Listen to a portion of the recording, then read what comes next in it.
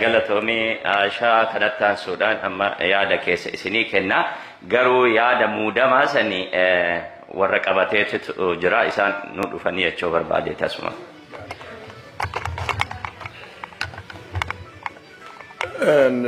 Waan kana wanni kaasee fi hireen tun hiree dhugaati Aisha nu keessaa siyaatilii baateetiin deemte addunyaa guuturratti siyaatilillee maqaa itti qabdi. Walgahiin jalqabaa isiin woboo biraa deebitee ummata wajjin gootellee kana isitti maqaa baafatulleen isitti gatii godhulleen kenna waan taateef amma yoo laaltan wanni Aishaa matarra jira shaashiidhaa miti. Wanni kun koofiyyaa wobooti. Ka warra leenji'e saniiti. Ka ajajoota waraanaati.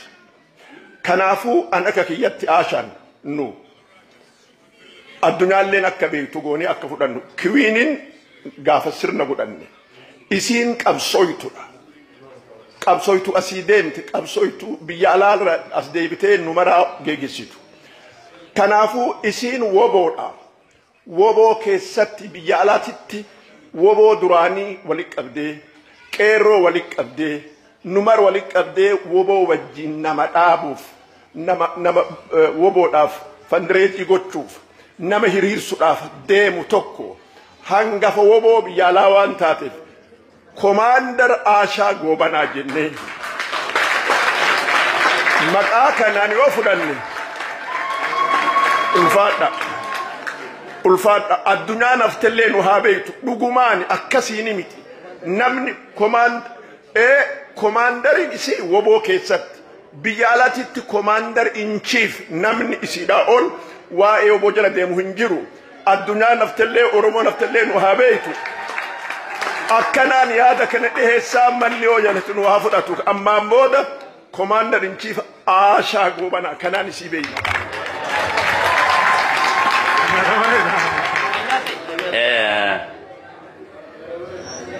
I think kanarratti abduu fi abduun as baatee no isinii kenna.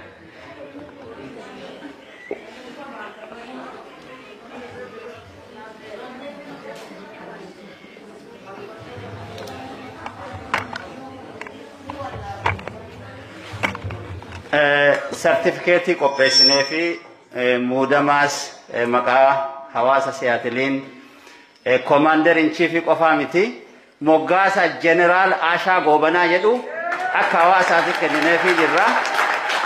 Isa kana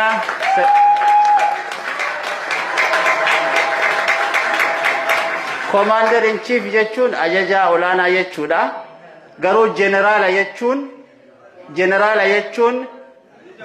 ajaja waliigala waraana keessatti aangoo olaanaan jenerala simala jenerala jenneeni jirra akkuma jedhame achi keessatti commander in chief yok ajaja waliigala achi keessa jira kanaaf tsaggaayeen certificate kana dubbisee Aishaaf naalaata jechuudha.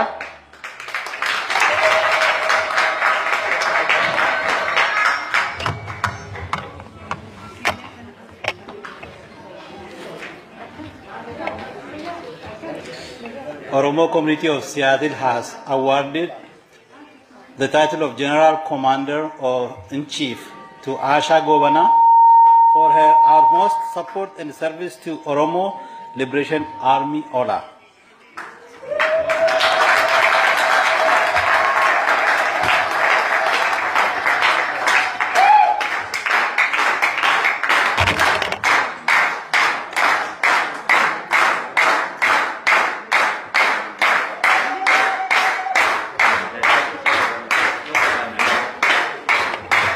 Kanattaan Suudaan Muniibaan waan kana fakkaatu qopheessitee Muniibaa jechuun isiidhaa Tsaggish kanas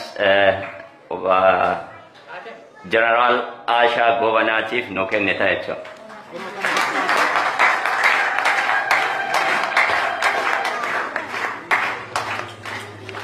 Galatoomaa Abduu fi Tsaggaayeen illee bakka keessanitti deebi'aa ulfaadha. Yeah. Obboleettii keenya baay'ee si galateeffannaa. hundi keessanis galatoomaa wanta dhuftanii obboleettii keenya simattaniif. Obboleettiin keenya obbolaa keenya biraatti dhuftee hin beekna. Gaafa uffannaa kana uffatanii gabaa keessa dhaabbatanii isa tokkoof qoricha isa tokkotti immoo dhukkuba. Kanaafi obboleettiin keenya suuqii qabdi beekna miti.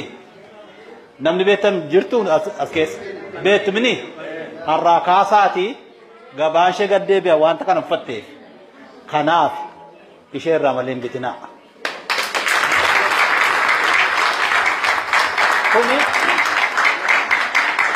kana jedhee maa inni akkuma sila jedhee alaabaan kun isa kaaniif dhukkubaa isa kaaniif qoricha.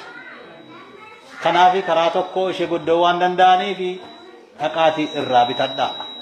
Akkuma masla siitti himte immoo obbolaa keenya daggala keessa jiran immoo anaa kaafnee bira dhaabannu as ga'uu duwwaa miti. Warra achitti hafan kan madaa'aa jiran jiru hamma dandeenyeen bira akka dhaabannu isiniin jedhaa galatooma. Galatoon safish. Galatooma isiniin jedhaa akka kanatti na dhiyeessuu keessaniif Siyaatiliin baay'ee itti gammada uummata Siyaatil. Waan galata keessan waan jedhee deebisuu hin beeku. Galatoomaan isiniin jedha maqaa hin seehanne yookaan hin eegganne argachuudhaaf hedduun gammada. Galatoomaan isiniin jedha isin mara keessan. Adarraa jalqabee maqaan Aisha jeneral Aisha Goobanaati.